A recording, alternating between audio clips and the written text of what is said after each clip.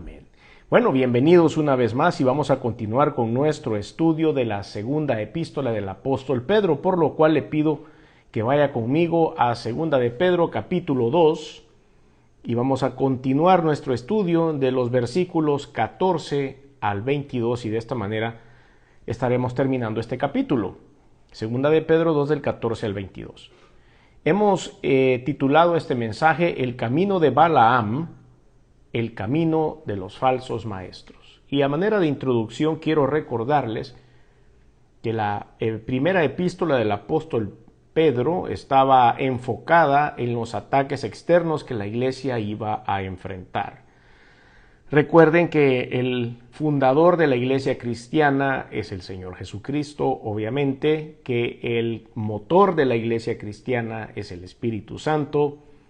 Recuerden que el Padre de la iglesia cristiana es el Dios Todopoderoso, Creador de los cielos y de la tierra, y que todos los que hemos aceptado ese evento maravilloso de Jesucristo en la cruz del Calvario, nos hacemos miembros de esta iglesia cristiana. A partir de todos los seres humanos que hemos existido desde ese momento, todos hemos sido miembros de la iglesia de Cristo. Y el apóstol Pedro no es la diferencia. Aparte de haber trabajado con el Señor Jesús como un apóstol, también era parte de la iglesia y preocupado por las cuestiones que enfrentaba la iglesia primitiva, así se le llama a esta iglesia en donde todavía estaban los apóstoles. Estas preocupaciones vemos que estaban totalmente fundamentadas en las actividades humanas. Es decir, el apóstol Pedro, inspirado por el Espíritu Santo, estaba observando cuáles eran las tendencias de todos los seres humanos en su actuación, en su corazón, en su mente, en sus pasiones, y de esa manera nos recomendaba en primera de Pedro el cuidado que debemos tener para las personas externas que quieren venir a molestar a la iglesia. Y en la segunda de Pedro que hemos estado estudiando, por supuesto, nos llama la atención para que tengamos cuidado con los falsos profetas que están dentro de la iglesia. Y es necesario, para poder entender todo lo que él dice, que estemos enfocados en esa realidad de esta epístola.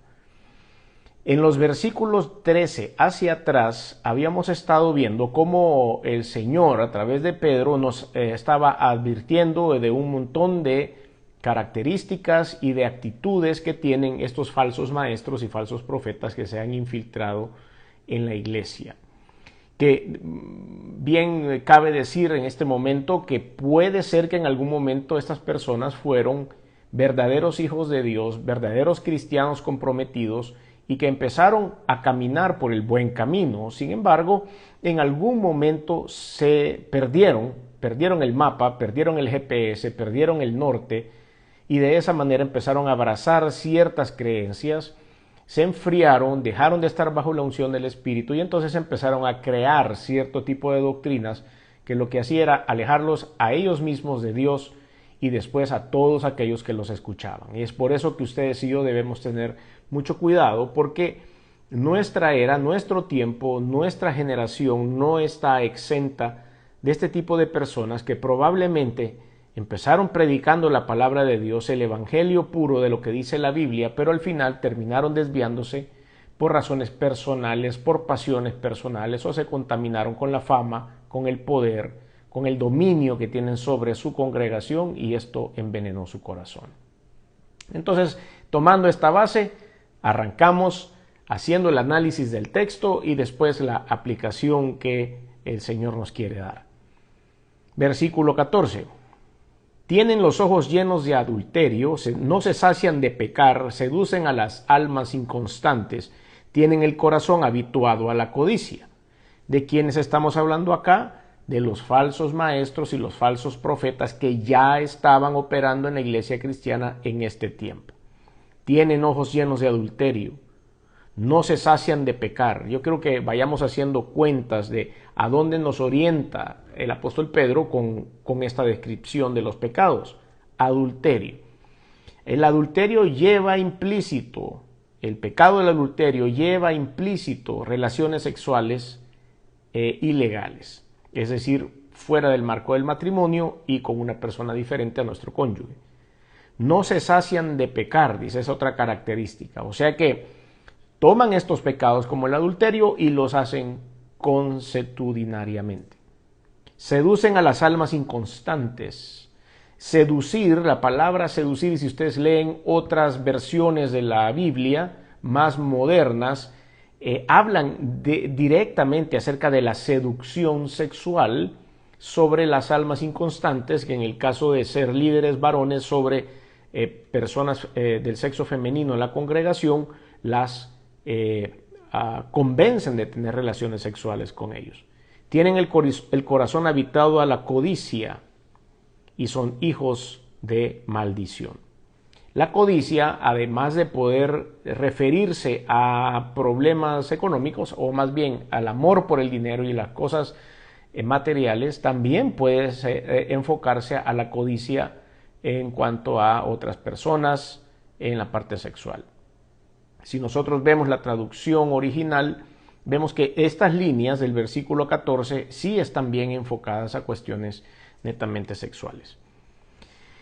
La conclusión a la que llega el apóstol inspirado por el Espíritu Santo en este primer versículo es: y son hijos de maldición. Esto es súper importante, porque cuando un líder espiritual, un líder de la iglesia, un maestro, un líder de grupo, un líder de jóvenes o lo que sea, manifiesta este tipo de problemas abiertamente y se mete en este tipo de problemas, es hijo de maldición. Eso es lo que dice la Biblia.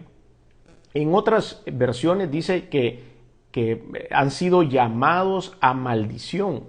Es decir, ya están condenados porque usaron el don que Dios les había dado de la predicación de la palabra, del liderazgo, de la transmisión del mensaje de la palabra de Dios para satisfacer estos deseos y estas pasiones sexuales. Por lo tanto, Dios los aparta y los declara malditos. Eso es lo que quiere decir, hijos de maldición.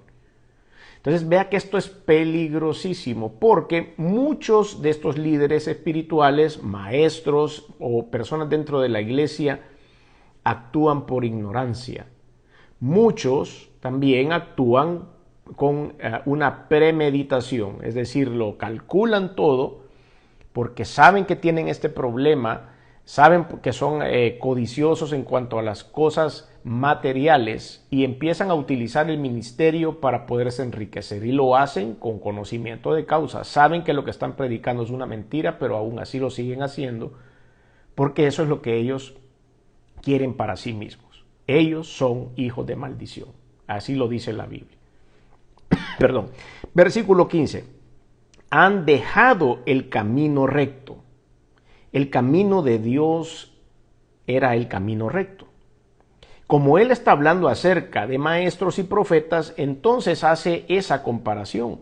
Dice, han dejado el camino. Hace un momento yo les decía, bueno, hay personas que empezaron bien, empezaron con un buen ministerio, empezaron verdaderamente con ganas de servir a Dios, pero al final se empezaron a desviar del camino. Sigamos leyendo todo el versículo. Han dejado el camino recto y se han extraviado siguiendo el camino de Balaam, hijo de Beor, el cual amó el premio de la maldad y fue reprendido por su iniquidad. Pues en una muda bestia de carga, hablando con voz de hombre, refrenó la locura del profeta. Aquí vamos a hacer una pausa porque es menester que podamos analizar de dónde viene esta historia y por qué hace esta referencia el apóstol Pedro. Él conocía muy bien la palabra, obviamente hay una historia que contar detrás de este comentario. Son hijos de maldición y han dejado el camino recto y se han extraviado siguiendo el camino de Balaam. Si usted me acompaña a Números capítulo 22, Números 22, versículos del 21 en adelante, aquí vamos a encontrar la historia de este profeta al que yo he llamado el profeta desempleado. Se supone que en el marco perfecto del servicio a Dios, cuando hemos sido llamados al ministerio, deberíamos permanecer en el ministerio hasta nuestra muerte. Eso es lo que debería ser. No vamos a dejar de servir a Dios nunca, seamos predicadores o maestros o líderes o lo que sea. no hay jubilación en esto, vamos a seguir sirviendo, tal vez vamos a bajar la intensidad porque la edad ya no nos da para seguir en el ajetreo del pastorado o en el ajetreo de ser un maestro, probablemente la salud se ha deteriorado y eso nos va a hacer bajar un poco la velocidad de todo lo que hemos hecho, la intensidad. Sin embargo, no vamos a parar de servir a Dios, no es posible que nadie se cierre la boca y se calle y deje de estar haciendo, de compartir el evangelio. En esta historia que estoy compartiendo con ustedes acerca de este profeta Balaam, por algún motivo se le mojó la pólvora. Este hombre dejó de ser explosivo, este hombre perdió el fuego de Dios. No sabemos por qué, no lo recalca la historia, pero asumimos, de acuerdo a lo que podemos leer, que él empezó a desviarse del camino, que es la descripción que hace Segunda de Pedro, debido a que empezó a tener amor por el dinero, amor por alcanzar cuestiones económicas antes que compartir la palabra de Dios. Y por supuesto Dios lo que hizo fue, le quitó la unción, le quitó el rol de profeta y dejó de hablarle a él y la gente dejó entonces de escuchar a Balaam. En base a esto que les he contado, él anduvo buscando quién le daba trabajo, tenía que sobrevivir. Y vino un rey de una nación contraria a Israel, más bien esta nación le hacía la guerra a Israel, que sabía que este hombre había sido sacado del ministerio y que no tenía trabajo, por decirlo así. Entonces le manda a ofrecer y le dijo, venite para acá, te voy a pagar viáticos, te voy a dar alojamiento, le voy a pagar el colegio a los niños, te vamos a dar un carro nuevo, te vamos a dar un celular nuevo pagado por la empresa y esto y lo otro, y te venís para acá, pero me tenés que servir a mí y me tenés que profetizar a mí en contra de los israelitas. Y después que hayamos hecho el trato, tú te vas a ir a donde los israelitas y les vas a profetizar mentiras para que nosotros podamos llegar y conquistarlos. Ese era el plan. Ese era el plan. Imagínense ustedes la traición que se le estaba proponiendo a Balaam. ¿Y qué creen que hizo Balaam? Le dijo a este rey, déjame, le voy a ir a preguntar a Dios. ¿Cómo se le ocurre a este hombre siquiera? Solo era una ofensa para Dios, solo el hecho de llegar a decirle, le voy a ir a preguntar a Dios. Según él, Dios no lo había escuchado, según él, Dios no estuvo presente en esa conversación. Pero él dijo, no, voy a orar, tal vez Dios me da permiso de irme a una nación enemiga del pueblo de Israel, que me paguen, que me den todos los viáticos y los beneficios para ir a profetizar en contra y así que esta nación pueda invadir a Israel. ¿De dónde nace ese análisis? Nace de la codicia, nace de la necesidad, nace del hecho de haber estado separado de Dios. Y eso está pasando hoy día en las iglesias también. Hay gente que se está apartando del camino solo para llenar sus bolsillos, solo para vestirse mejor, solo para andar zapatos más caros, andar en un mejor carro. Algunos hasta se han puesto pelo, otros se han quitado las arrugas, otros le han comprado cuerpo nuevo a su esposa, otros han hecho 1000 cosas con tal de mantener sus deseos apartados del camino central de Dios. Y eso es exactamente lo que pasaba con el profeta desempleado. Ahora sí, vaya conmigo a la Biblia y leamos qué es lo que sucede en este evento bien maravilloso. Números 22, 21 al 31. Así Balaam se levantó por la mañana y enalbardó su asna y fue con los príncipes de Moab. Y la ira de Dios se encendió porque él iba. Claro, ya lo habían platicado y aún así él fue. Y el ángel de Jehová se puso en el camino por adversario suyo. Iba pues él montado sobre su asna y con él 2 criados suyos. Y el asna vio el ángel de Jehová que estaba en el camino con su espada desnuda en su mano. Y se apartó el asna del camino e iba por el campo. Cuando nosotros hemos perdido la perspectiva de lo que son las cosas de Dios, pueden estar pasando las situaciones enfrente de nosotros y no nos damos cuenta. Los milagros, las cosas sobrenaturales de parte de Dios pueden estar delante de nuestros ojos, pero estamos tan nublados con nuestros propios deseos que no lo vamos a ver. Eso le pasa a los falsos maestros. Eso le pasa a los falsos profetas, aquellos que se paran en la iglesia a confundir a la gente solo para sacarles un poco de dinero. Sigamos leyendo, versículo 24. Pero el ángel de Jehová se puso en una senda de viñas que tenía pared a un lado y pared al otro. Viendo el asna al ángel de Jehová, se pegó a la pared y apretó contra la pared el pie de Balaam. Y él volvió a azotarla. Y el ángel de Jehová pasó más allá y se puso en una angostura donde no había camino para apartarse ni a derecha ni a izquierda. Y viendo el asna, el ángel de Jehová se echó debajo de Balaam.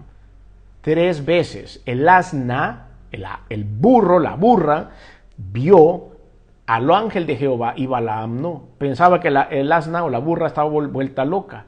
Y entonces la azotaba, le daba duro con un chilillo para que se pusiera en el camino. Pero hasta que un momento ella se echó. ¿Qué te he hecho? Oigan ustedes esto, por favor, versículo 28. Entonces Jehová abrió la boca del asna, la cual dijo a Balaam: ¿qué te he hecho que me has azotado estas 3 veces? ¿Se puede usted imaginar un diálogo entre un hombre y una burra? Y que la burra, usted va montada sobre la burra y en ese momento la burra le empieza a hablar. Esto es fuera de lo normal, fuera de lo común. Yo me hubiera asustado, yo hubiera salido corriendo de oír a la burra hablar español. Pero no pasó eso. Imagínense qué tan cerrados de mente, qué tan obscuro tienen el entendimiento las personas que se salen del camino y empiezan a seguir otras cosas que no son las cosas de Dios. Porque vea lo que dice el versículo 29. Y Balaam respondió al asna: ¿por qué te has burlado de mí? O sea, estaba tan perdido que ni siquiera realizó que no estaba hablando con otro ser humano, sino que con un asna, y le contestó a la asna todavía, y entabló una comunicación con ella. Ojalá tuviera espada en mi mano, que ahora te mataría. Y el asna dijo a Balaam: ¿no soy yo tu asna? Sobre mí has cabalgado desde que tú me tienes hasta este día. ¿He acostumbrado a hacerlo así contigo? Y él respondió: no, tienes razón, asnita, tienes toda la razón, nunca me has maltratado. ¿Qué comunicación es esa entre un hombre y un animal? Pero así llegamos a estar cuando estamos separados de Dios. Entonces Jehová abrió los ojos de Balaam y vio al ángel de Jehová que estaba en el camino y tenía su espada desnuda en su mano, y Balaam hizo reverencia y se inclinó sobre su rostro. Y después pues hay una comunicación ahí. Dios estaba muy molesto porque él había considerado hacer algo en contra del pueblo de Dios. Entonces vemos cómo, ahora después de contar esta historia, regresamos a nuestro texto base, 2 de Pedro, capítulo 2, versículo 15 en adelante, y ahora podemos leer con más tranquilidad y dice: han dejado el camino recto y se han extraviado siguiendo el camino de Balaam, hijo de Beor, el cual amó el premio de la maldad y fue reprendido por su iniquidad, pues una muda bestia de carga, hablando con voz de hombre, refrenó la locura del profeta. Ahora ustedes ya saben a qué se refiere esto. Versículo 17. Estos son fuentes sin agua y nubes empujadas por la tormenta. Quieren decir, se quedaron sin unción, se quedaron sin el respaldo divino, se quedaron sin pólvora o la pólvora mojada. Nubes empujadas por la tormenta, para los cuales la más densa oscuridad está reservada para siempre. Versículo 18. Pues hablando palabras infladas y vanas, seducen con concupiscencias de la carne y disoluciones a los que verdaderamente habían huido de los que viven en error. Esto es súper importante. ¿Por qué? Porque dice que hablamos palabras infladas y vanas. Y con esas palabras infladas y vanas, a veces uno oye gran campaña y viene un predicador famoso que a saber cuánto está cobrando por venir, y llenan un estadio, y llenan esto, y llenan lo otro, pero usted no oye que ese predicador va a decir: vengo a predicarle a El Salvador, o a México, o a Ecuador, o a los Estados Unidos, o a Bogotá, Colombia, donde usted nos esté escuchando. Él no dice: vengo a hablar juicio sobre este pueblo, vengo a hablar juicio sobre esta ciudad, vengo a decirles que se porten bien, vengo a decirles que Dios ya está listo para derramar fuego sobre este pueblo porque se portan mal. Si no, nadie llega al estadio o nadie llega al lugar a donde se van a reunir. No, ponen unos grandes carteles que dicen: gran noche de sanidad. Hoy sanarán todos los enfermos que vengan. Gran noche de bendición. Ahora usted saldrá aquí con todos sus problemas resueltos. ¿Para qué? Para que la gente, y palabras infladas y palabras vanas, no siempre va a ser así. A veces el pueblo, la ciudad, el país necesita una exhortación. Y no puede ser que siempre va a ser una palabra de bendición. Dios no fue siempre así. Si ustedes leen la Escritura, se van a dar cuenta que Dios decía bendición. Dios preparaba bendición para los pueblos y Dios profetizaba bendición, pero asimismo también profetizaba castigo. Y decía, dejen de hacer las cosas que están haciendo, dejen de adorar, dejen de tener ídolos diferentes a Dios, el creador de los cielos y de la tierra, Jehová de los ejércitos. Dejen de hacer esto, dejen de hacer lo otro, porque entonces me voy a ver en la necesidad de derramar castigo sobre ustedes para disciplina. ¿O no es así? ¿O no es eso lo que vemos en la Biblia? Entonces podemos montar un montón de campañas y esta cosa solo de bendición y de bendición y de bendición. No estoy en contra de eso. Pero si es un mensaje enviado por Dios, no solo porque el ministerio hay que seguirlo, porque ya se llenó, ya se vendió el lugar a donde se van a reunir, porque vamos a ir a dar palabras infladas y vanas que no han sido dadas por Dios. Seducen con concupiscencias de la carne y disoluciones a los que verdaderamente habían huido de los que viven en el error. ¿Qué es esto? Hay personas que les costó convertirse a Cristo. Hay personas que les costó mucho dejar su pasado. Hace poco platicaba con una persona que me decía esto. Dejé a mi pareja porque a mí me costó mucho dejar el mundo y dedicarme por completo a Dios. Pero mi pareja era un tropiezo para mí. Y en cualquier momento hubiera pateado el cable. En cualquier momento hubiera ido de regreso a donde he salido y no quiero volver ahí. ¿Por qué? Porque estaban huyendo del error. Y hay personas en la iglesia que están verdaderamente huyendo del error, pero se encuentran con estos falsos maestros y falsos profetas diciendo palabras infladas y vanas, y lo que hacen es volverlos a meter en el error. Versículo 19. Les prometen libertad y son ellos mismos esclavos de corrupción. Porque el que es vencido por alguno es hecho esclavo del que lo venció. Por supuesto, el conquistador se queda con lo conquistado. Y entonces si estos falsos profetas y falsos maestros hablan cosas infladas y vanas y de esta manera abrazan a todas estas personas, tienen el control de liderazgo sobre ellos. Versículo 20. Ciertamente, si habiéndose ellos escapado de las contaminaciones del mundo por el conocimiento del Señor y Salvador Jesucristo, enredándose otra vez con ellas, son vencidos. Su postrer estado viene a ser peor que el primero. Esta es una gran realidad, porque Lucas capítulo 11, versículos del 24 al 26, nos da una parábola acerca de esto. Se los leo rápidamente. Cuando el espíritu inmundo sale del hombre, anda por lugares secos, buscando reposo y no hallándolo, dice: volveré a mi casa de donde salí. Y cuando llega, la halla barrida y adornada.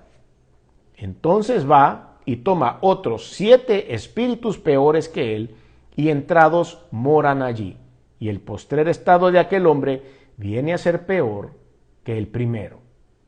Dios no deja esta parábola por gusto en la Escritura. Está en 2 lugares, en el Evangelio según San Mateo y acá en el Evangelio de Lucas.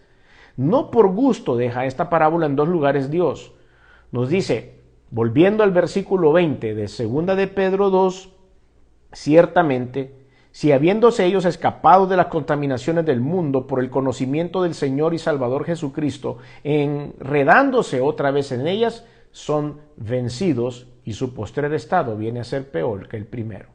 Es exactamente el ejemplo que nos pone con esta casa que está llena de espíritus.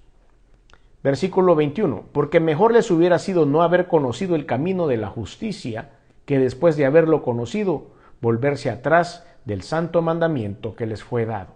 ¿Cuál es el santo mandamiento que les ha sido dado? Ser profetas y ser maestros enviados por Dios a predicar su palabra. Pero dice volverse atrás del santo mandamiento que les fue dado.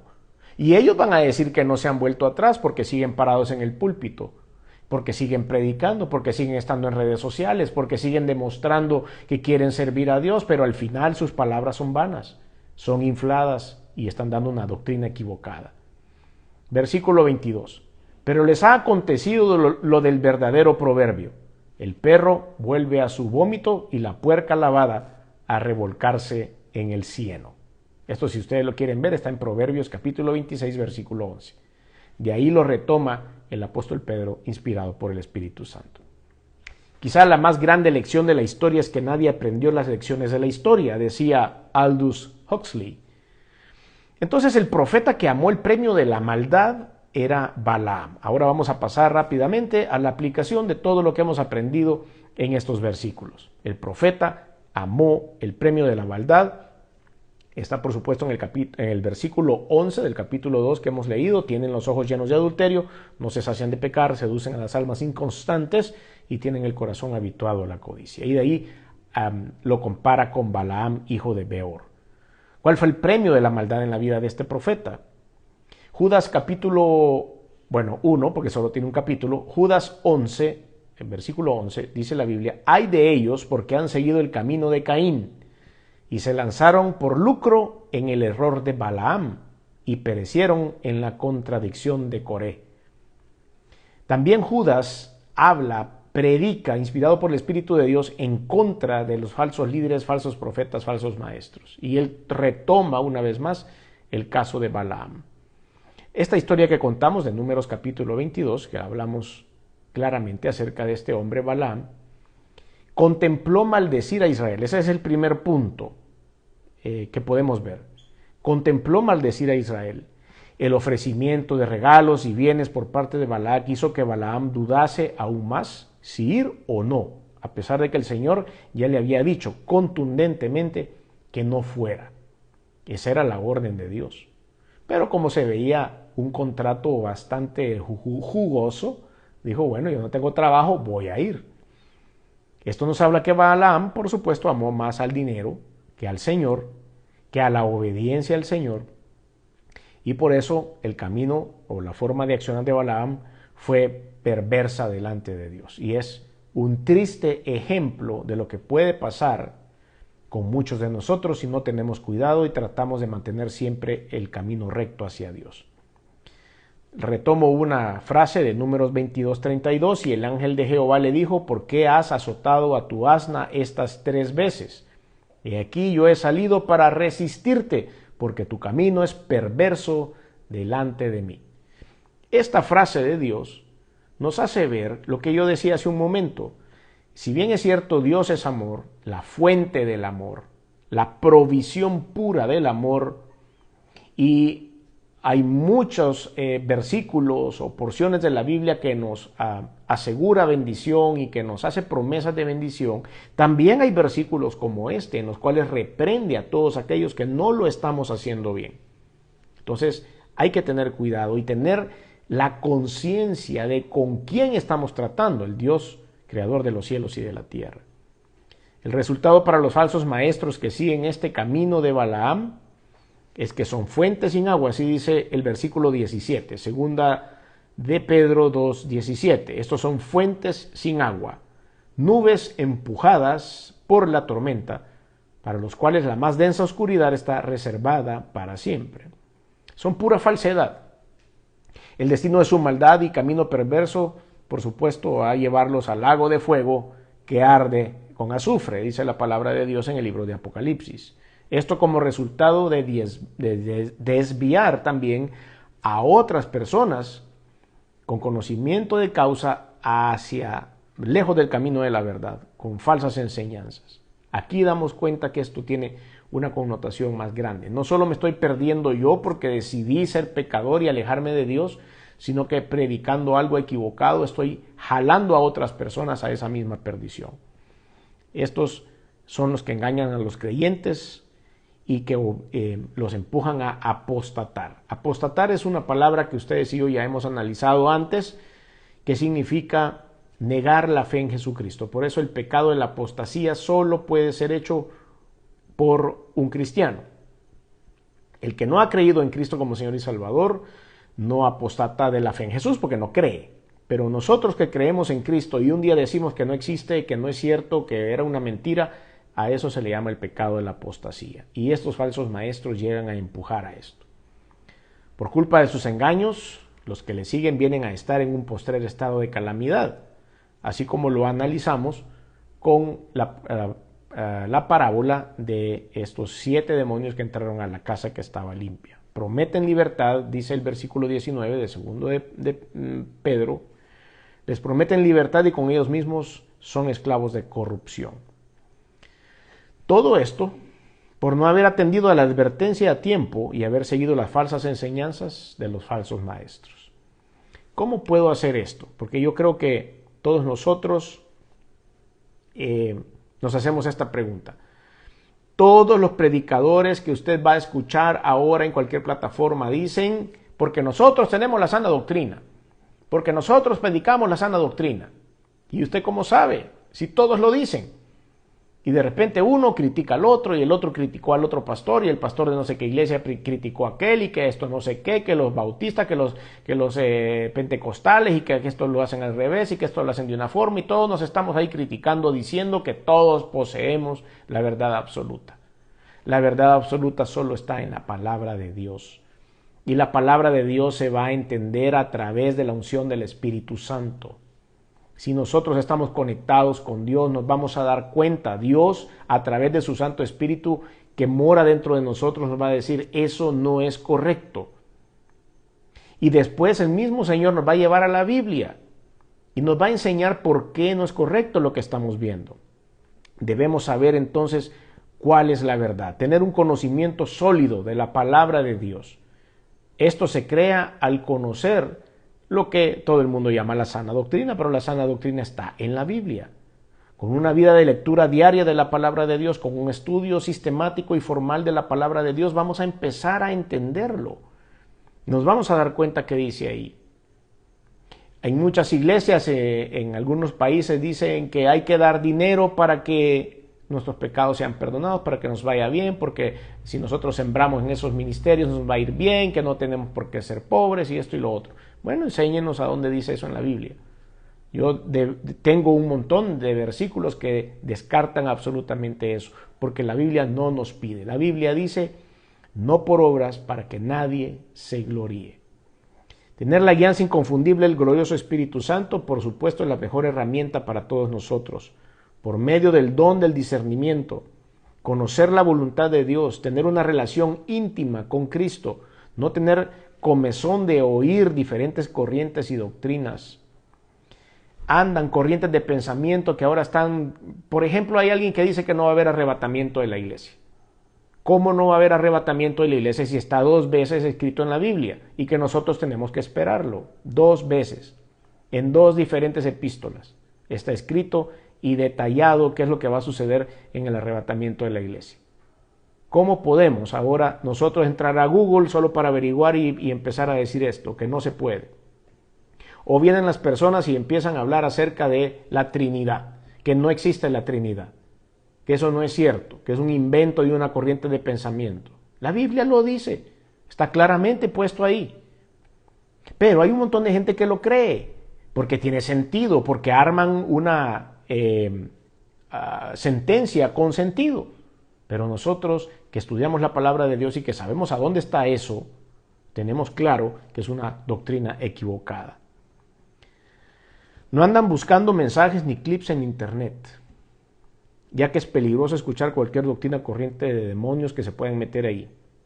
Pone al creyente a entrar en confusión. Esto si nosotros lo hacemos sin cuidado.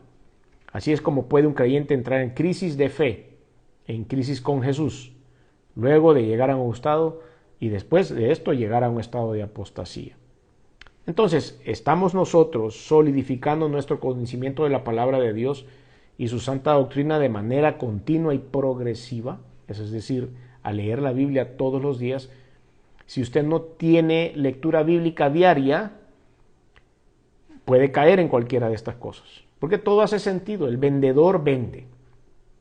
y le hace sentido lo que lee y lo que comparte.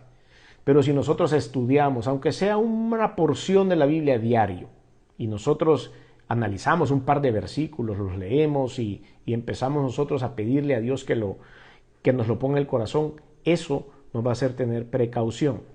¿Está cuidándose usted de no escuchar cualquier corriente y doctrina de demonios que pueda poner en riesgo su fe en Jesús?